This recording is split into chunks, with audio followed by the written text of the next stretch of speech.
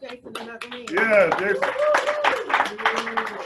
So our next speaker is going to be Bunny F. Her topic is I didn't quit, I surrendered. And I think Bunny have 38 years clean. That's like good. Thank you. Thank you. This is interesting. I think I'm gonna sit, maybe I'll stand, I don't know. Okay, I'm a recovering addict named Bonnie. Hey, Bonnie. And that's probably gonna be the most original thing that I say, because everything that I've learned in my 38 years of recovery, if I've learned from in Narcotics Anonymous. I'm gonna stand. So, you know, I got the call to come speak, and they said, what do you want your topic to be? And it just came out, I didn't quit, I surrendered. I'll give you a little backdrop, and then I just want to get into what 38 years has been like, because who cares out there? That's gone. It did dictate for a long time my recovery. Pardon me? Step back? Okay. Okay. So the backdrop is, you'll hear my accent. I was raised in Pittsburgh, Pennsylvania. Both my parents are addicts. And let's have a moment of silence here. Say the serenity prayer and let me get grounded. God, serenity to accept the things I cannot change, courage to change the things I can, and listen to others. Thank you. So both my parents are addicts. I take responsibility, of course, for my recovery, but not the disease. And I have to tell you two things about my parents, because that's where I came from, family of origin stuff. My dad joined the Marines when he was 18 years old, and he ended up in World War II in Iwo Jima, bayoneted in the gut, right hand blown off, and that came out. No recovery, no help. My mother was 16 years old when she got married, had 2 kids, got divorced, fell in love with my dad. And then they had me, and her father had died when she was 3. So there they were, 2 addicts, lost, no recovery, loving each other. So they thought, and they had me. My mom was 40, and my dad was 30 when they had me. And so there's pictures, okay, family pictures where there's my crib, and there's a hole punched in the wall. Because I was probably crying. My dad he never hit me, but the trauma of his violence affected me. I still jerk today with loud noise. Okay? I didn't want to be anything like them. My dad beat my mom up. I hated her because she didn't fight back. I couldn't stand it. And my dad, I didn't know how I felt about him, because I was his baby girl. You know what I mean? And he would trump me over my mom anytime. And yeah. So when I was 12, I grew up in the neighborhood where everybody played together. I liked playing with my Barbie dolls in the closet, so you couldn't see that soft side of me. But I played with the men, tackle football, because I had to be tough. You know, they used to call me Jane Wayne, because I had to be tough. All right, and so there sets the stage. I got tackled by a guy, hit me in the gut, and I ended up in the hospital. And here's where all the pity comes in. I ended up in hospital, surgery. After surgery, I get hit in the leg with the shot, and I was in heaven, and it all woke up. And I knew that if I played the victim, if I was sick, I would get attention, and I got rewarded with this chemical that made me feel whole. So fast forward, it took me on a long journey. I ended up in Philadelphia with some really serious people up there. Philly was not the city of brotherly love for me whatsoever. I learned, this is what I learned, that there was a whole world that lived in the carpet, right? Lived in the carpet. That lived in the carpet, yeah. And that behind the mirror was people talking to me, okay? and that I hung out with men that their motorcycles that were much more important than me, and that I could be less than a dog at any given moment. And so my first husband died of a heroin overdose, December 11th. My father died the following May 11th. I'd like to tell you that I got clean. I did not, but I was lost. I sunk into that animalistic of surviving and had no tools. I had no nothing. I mean, I was in an altered reality, truly. And I remember I said a few prayers, and I went back to Pittsburgh, and my mom was in her grieving, and I went back to Philly. And I tried to call my mom one time, and my mom was nowhere to be found. And the FBI got a hold of me. They were trying to find me because they thought that I might have beat my mother up, or the people that I associated with beat my mom up to near death. There was not one thing on the walls. The fixtures were down, the carpet was up, everything. They beat her to like an inch within her life. And I went back to Pittsburgh, and I did not do that, but that's the people that I associated with. That's who we are here. That's the people that I associated with that would get even with you. And so, very fortunate, not fortunate, but I hooked up with a guy that was very similar to my dad. And I slammed a door one day, and the glass broke, and it was on. And there was not a white spot on my back where he was beating me to death. And somehow, some way, as I was thinking how I was going to get that knife and fillet him, I ended up across the street. And from there, the police came, and they took me to a detox. It was 7/11/1980. And I have not found a reason to pick up from that time forward. Now, you can only imagine what I was like when I came in, okay? I was broke. I was lost. I was scared. I was in the chemicals that I took put me in so many altered realities that I didn't know what side was up. There were times that I got up in the morning, and it was like, remember those V8 commercials? Everything was like this. My anxiety was off the roof. Okay, I would have out-of-body experiences. They call them, now there's professional names for it. But my anxiety was so great that I would leave my body, and I knew how to function there. I was in the back of the room, and then all these other Bonnies were in the front, functioning, and I was scared to death. And I could be diagnosed a lot of things. Thank God I had a really good person in recovery who told me, don't ever let somebody put a diagnosis on you. Okay, thank God that I had people say, you're going to get through this. Go do something physically. I jogged, I worked out. I worked through my anxiety through exhaustion.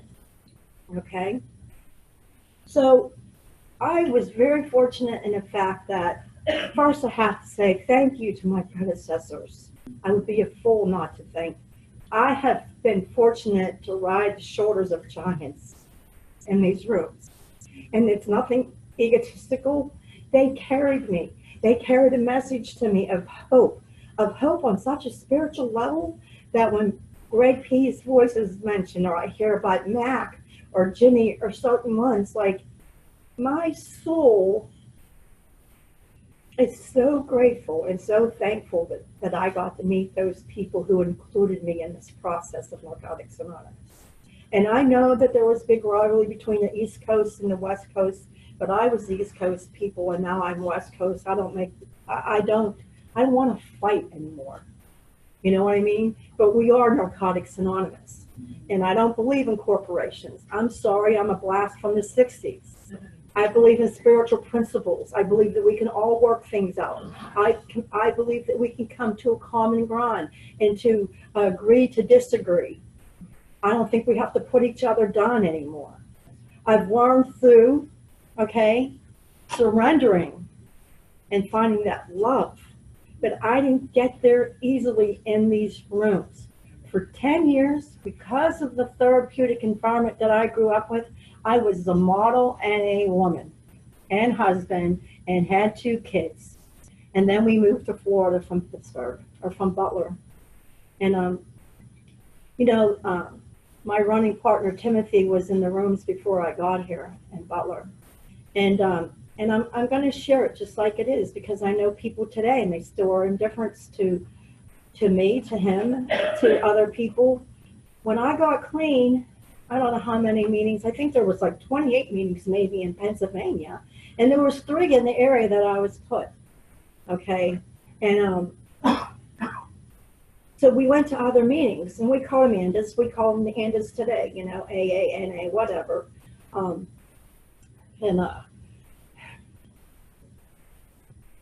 I was at another meeting, and this woman talked about this drug that I was trying to get my hands onto.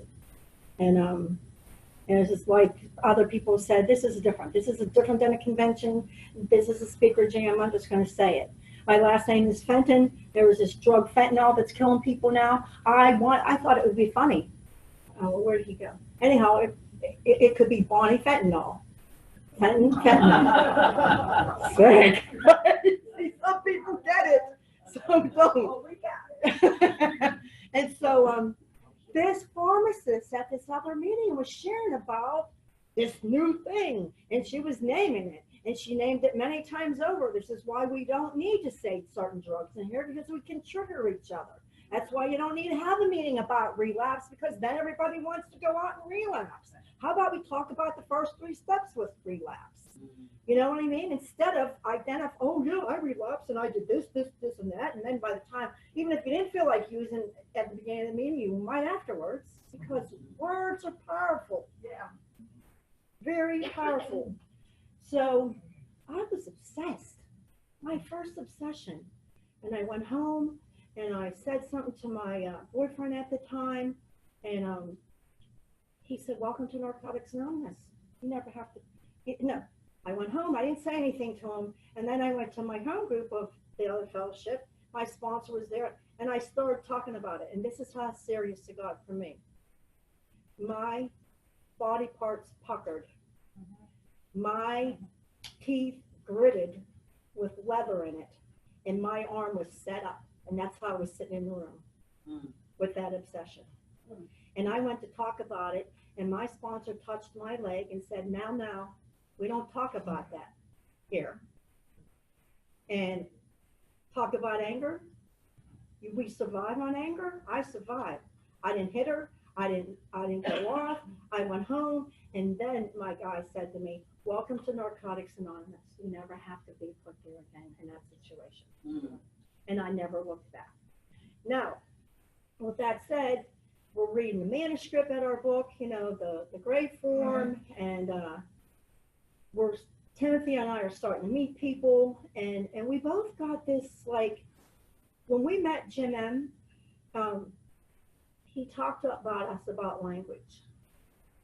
You're not such and such and such. You're clean and you're in recovery. And you know what? We didn't argue with it because it downloaded.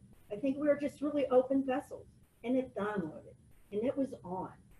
And we didn't know what we were doing, but I know that Timothy and I had this drive about Narcotics Anonymous. After we read the manuscript, there's a guy that lived in Pittsburgh, but he moved to New Mexico, and he just died maybe last year, Shannon. Shannon was an atheist. He didn't have step veto. He went full-blown atheist. And we read the manuscript, and when we were done with it, I just felt, like this journey from my head to my heart to my spirit was a really long journey. It was about surrendering. It was about a lot of freaking anger and rage till I came to love. Because you know what? Love trumps hate. Love louder than fear. And I brought some stuff up here. If you're working your 6 and 7 and you're not a newcomer, why don't you read Why Are We Here? And instead of acting like a newcomer, implant where your character defects are showing up. Okay? Because it's powerful. And so, surrendering to the language. And if Shannon and I went up, I knew that, like, I didn't know enough to think big. I didn't know to think big. I didn't even think about, like, having a child and it might turn out to be an addict. Okay? I didn't know how to think beyond right here. And so all I said was, we need to do something. This was special, proofreading that book. And we went into church and there was something going on. I think there was a baptism or something. And we just sat there, him and I, not knowing what was going to happen. We had that hip pocket recovery called the White Book. We had a few IPs. We decided to start meetings, lots of meetings, because here's the deal. I didn't quit, I surrendered. It's constantly through my life. There was an AA meeting that did not want us addicts in the rooms. They had a table in the back of the room, and that's where we had to sit. We weren't allowed to read, we weren't allowed to share, we weren't allowed to participate. And so some people started letting us participate.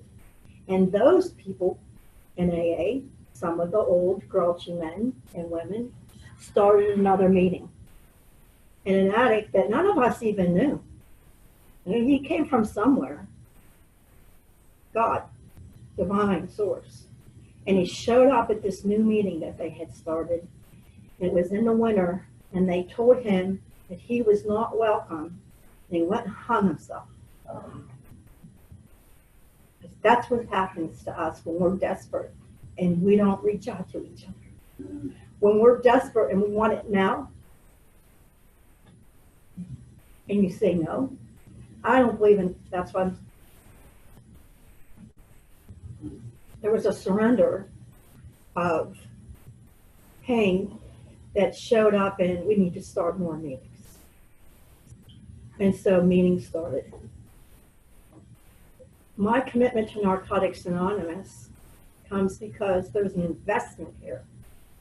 When you sit with a coffee pot and some literature at a meeting, maybe 2 people, maybe 3 people, maybe just yourself, and you wait for addicts to show up, and they don't show up, and you're left to read those 4 IPs in the White Book, there was a spirituality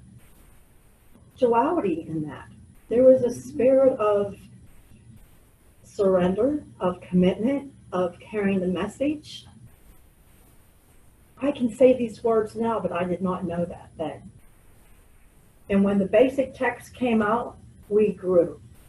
And this blossomed. And I was fortunate to meet the great P. Greg was like my Jerry Garcia father that they could have. You know, he was the one that when I was all rageful and angry and the fights were going on in the East Coast, the West Coast, the baby blue, because I came from Pennsylvania and I moved to Florida and I had a Carina license plate on and they wanted to throw me out of Narcotics Anonymous because what are you doing with that bullshit on your car? It was a vanity plate. And there was a real petition to throw me out of Narcotics Anonymous in Naples, Florida. Okay? Greg was the one that I called.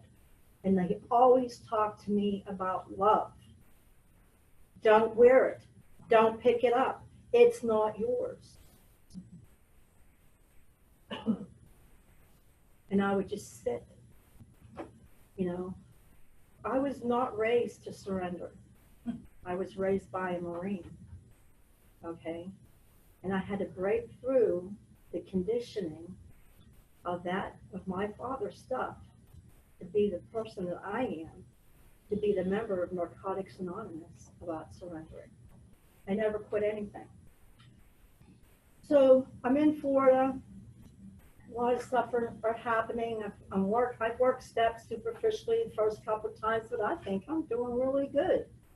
You know, my shit hasn't even hit the fan yet because I wasn't really faced with any stuff other than, you know, service work, and I got married and I had some kids, and, you know, we built a home, we bought new cars. I did all the things that I thought what I was supposed to do normally. So we looked like the NA couple, and we looked good.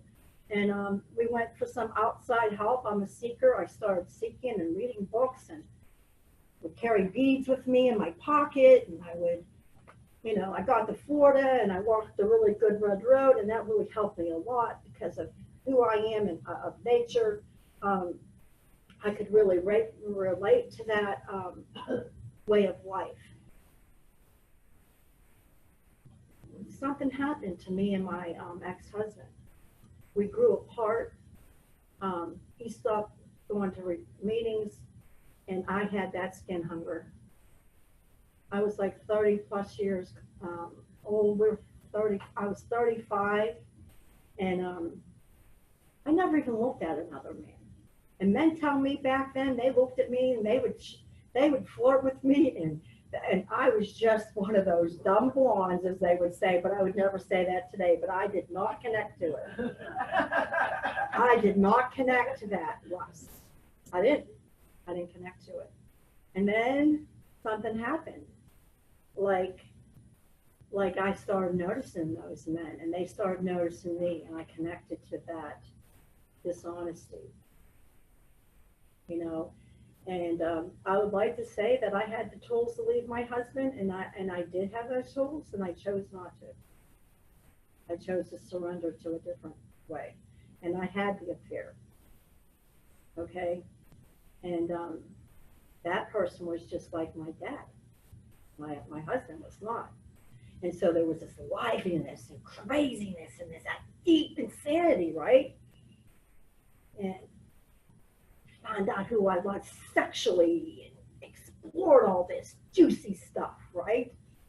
Take it any way you want.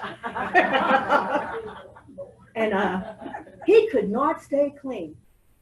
And I'm going to tell you that, you know what, we're in Pennsylvania, I was really respected at the Narcotics Anonymous meeting. When I got to Florida, they didn't know where I was, who I came from, anything. It didn't matter. All they saw was this woman with some clean time, and she's having an affair on her husband. They wanted to judge me, and I was separated from the pack, and I was justifying it, and blah, blah, blah. This guy kept relapsing, and I kept picking him up. I would bathe him. I would shave him. I would take him to the meetings that are other places that I was going for my 11th step. I was giving him everything that I could give. I was trying to save him. He died. He OD'd and died. When I separated and cut all the cords that we had of the attachment, because I'm a seeker. I do a lot of different things for my 11th step.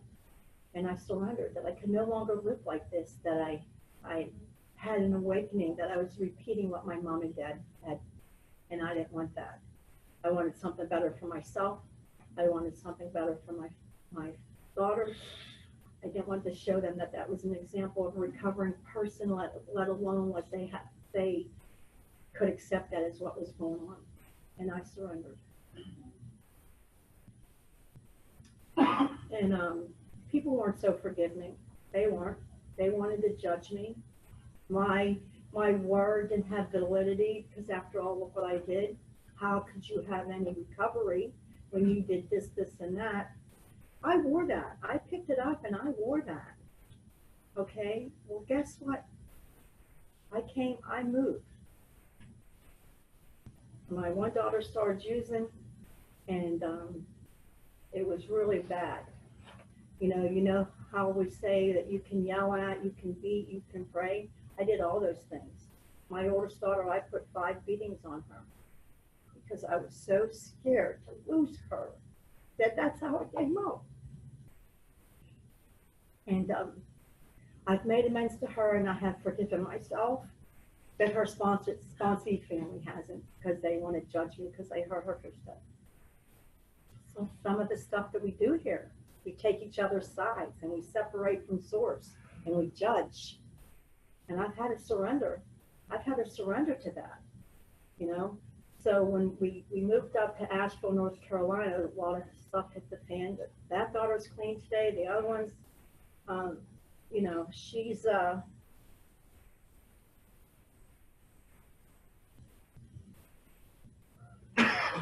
heard a different message than her mother gives. She's been able to have chemicals to help her in her disease. And there's going to be a long recovery road for us.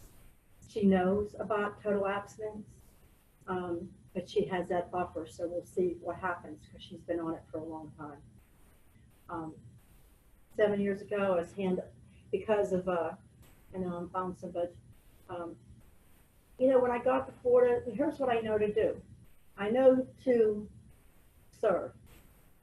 I know to get honest. I know to surrender. Surrender, but surrender without love is very empty. I can surrender all I want, and I'm still going to be stuck in that powerlessness and be a victim. It's not until I stop unmanageability of my own thoughts and not let your judgment or my judgment define me in that shame and guilt. I had to replace shame and guilt, in your opinion, of me with love. And the only way I did that was to get back with source and some of my everyday practices, you know, and that's surrender. Surrender, surrender. I surrender every day. And so I come up to Asheville, North Carolina, and, you know, I came up to these mountains to heal, and I did. And I've come out a couple years ago. I went through the hepatitis C while I was up in Asheville, and that put me in a nightmare. Whew, it put me in a nightmare. And as much as I was fighting in the background and I was trying, it was like, whoa, I can't, like, I just don't function unless I'm connected to nature or spirit or source or addicts. So the way I connect with addicts is heart to heart. And if you're judging me, there's no heart to heart. And I went through another big surrender. You know, I called people up because I thought I was more insane. I was going to kill myself, because that's where the chemicals were like saying everything was like an intent or an excuse where I could, or an opportunity to kill myself. So I was left with letting my daughter find her way in the fellowship with other recovering people. Let my other daughter do what she needed to do. And I had to go outside the fellowship home and reconnect with everybody on the outside that loved me unconditionally, and let them love me from afar, and start doing I had a woman who asked me to sponsor her, and she loves road trips, Lisa, and she got me going back and meeting people and doing things, and I reconnected with myself on a different level. And then I was given this, well, before that, I was 56 years old, and I was blessed with my granddaughter. I fostered her at 10 months old. I've since adopted her. I have a 7-year-old at 64. And let me tell you something, I've been blessed with another opportunity. That's good. Okay? And her and I are two peas in the pod. And she teaches me, like when I go to raise my voice like I used to, because I was raised crazily, remember? And I go to do it with her, she says, "Oh, me, I can't hear you when you yell at me."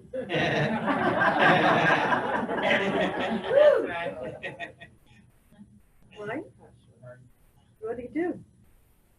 You don't yell. You know, when you know, you surrender to life. You know, I'm not my nature is to peddle and make things work. I'm the sticky glue. I'm the patriarch of my family. I got to keep it all together.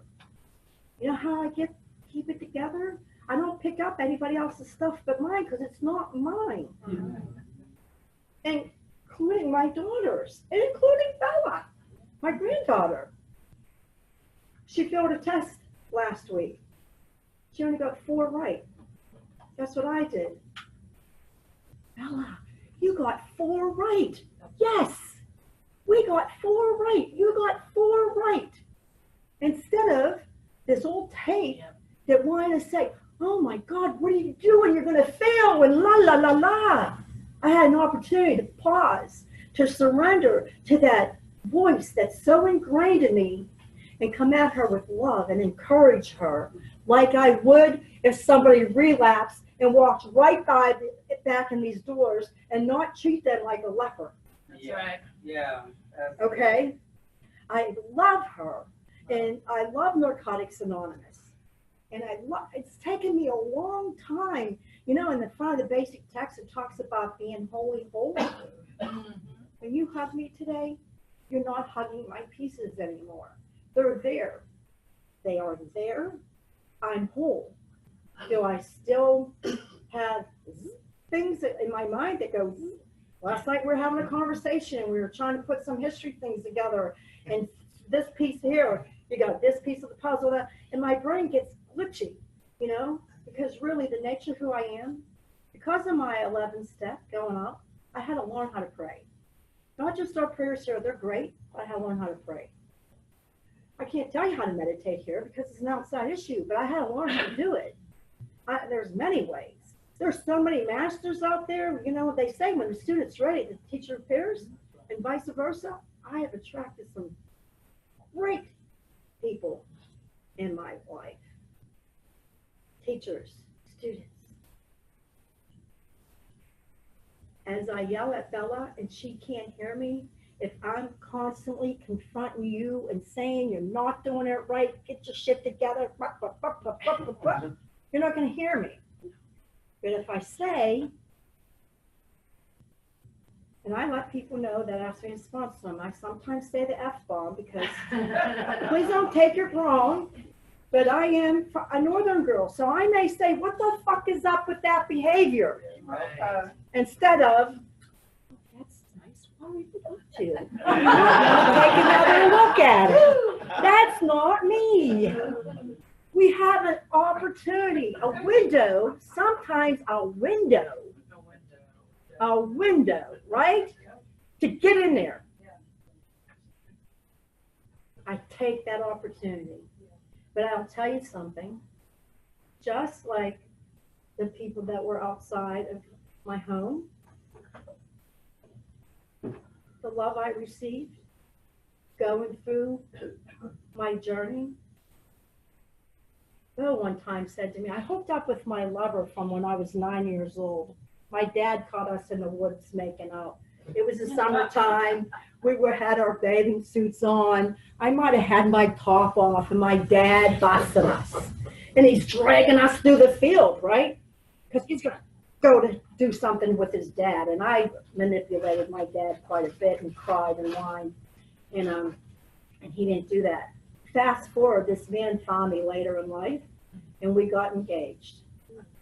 And I was having anxiety. As well as we fit like gloves, I was having all this anxiety. Well, you know, Bo knows me very well. Bo's heard a lot of my 5th step. You know, Greg heard my 5th step. Jim, you know, Kathleen, Carol, different people. You know, my predecessors know a lot about me. I'm an open book. I'm pretty much an open book. I go to meetings, I share resentments, I share this, I share that, and people say, oh, you have no filters. Okay. And I may be the only basic text somebody sees that night. Somebody else with 1 day clean, or 1 year, or 5 years, or 10, or 50, maybe 40 years are going through the same thing. And I may help them out because I'm so crazy in my stuff of not surrendering, and my unmanageability, and my insanity of repeating it over and over and over and over. Boom, boom, boom, hit the wall, hit the wall, hit the wall. And Bo said to me, what a wonderful opportunity because now you can heal your dad's issues and this issue on closure with this man. And that's exactly what we did. And as much as that breakup hurt, there was such a freedom. Because guess what, fellas? I hate to tell you this. I don't need you to fix me anymore.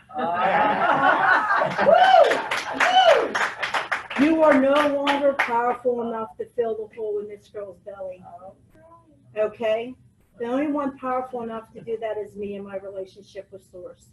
And Source comes in and gives me the strength to surrender, that pause, to meditate, to take a look at my life and how do I want to show up today. And I have been blessed, thank you. I have been blessed beyond the bar that I set for myself. Today, so like 7 years ago, my youngest daughter left me just about penniless. I broke up with that relationship, you know, my 9-year-old love, and bless him. I will love him forever. I love the people that I love, and I love you forever. Once I love you, it's it. You're done. You're going to be loved. Okay? It might change, and we might separate, and I might never talk to you again. But let me tell you, if I'm having a glitch with you, I love you, so I pray. I pray for you. Okay? What a beautiful gift that Narcotics Anonymous has given me. Because I might not carry the message to a meeting that night, but I may have sat an hour, okay, and prayed for you. And inventoried like different feelings that I'm feeling, you know, about something. So I'm blessed in being a massage therapist today. And I have been for 14 years. Talk about needing that connectedness, right? Talk about feeling things on a different level, and I won't even get into it because I could blow your mind. Okay, some massage therapists are just, you know, unwinding muscles. I never know at any given moment the body's going to bring and what they're going to bring in. And, you know, family of origin stuff, let's talk about ancestral stuff that we need to heal from. Anyhow, that's enough of what I'll say with that. But I was able to, with Source and Bless, when I detached from all my unmanageability and my lack of surrender, and I did surrender, and I got a relationship with adulthood and money and how to buy a home and how to do things, I was able to buy a home for me and Bella, new car. Not that that means anything, but when you come from penniless, okay, at 30 years clean, 31 years clean, because your own daughter stole everything. There was 22 credit cards out in my name. She's good. Okay? And to do that, and you know why? It's because I listened to some of you adults in the rooms, because not all of us are adults. And I said, how did you do that? You know? And they talked about what they did. And all I had to do was duplicate it. I didn't have to change anything. All I had to do is duplicate it. Okay? All I had to do was surrender. So, Narcotics Anonymous for me is the chemo to the disease of addiction. If you're sick, you need to get well. But Narcotics Anonymous has shown me a way. My 11th step helps me. I started spinning wool when I had an operation on my neck. I had a piece of my hip bone put in my neck, and I didn't take anything, and I spun wool. And people said, "How could you do that?" And not da, da, da, da. I don't know. That's what I was blessed with. That was my path. You know, if you're new, if you're not new, and you're sitting there thinking that you don't matter, the ultimate weapon for the disease is the recovering addict. If you're sitting here and you're wanting recovery and in recovery, check this out. We have changed the world.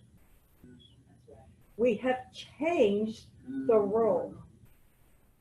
One recovering addict that is that vessel in their family or this family. You know, I just, this Beaver Jam has been awesome. I have been so fed and so awake and so just like, you know, I'm not pedaling anymore. I'm not like, I gotta do this. And I'm like, people say you're so mellow. I love being around you. Yeah.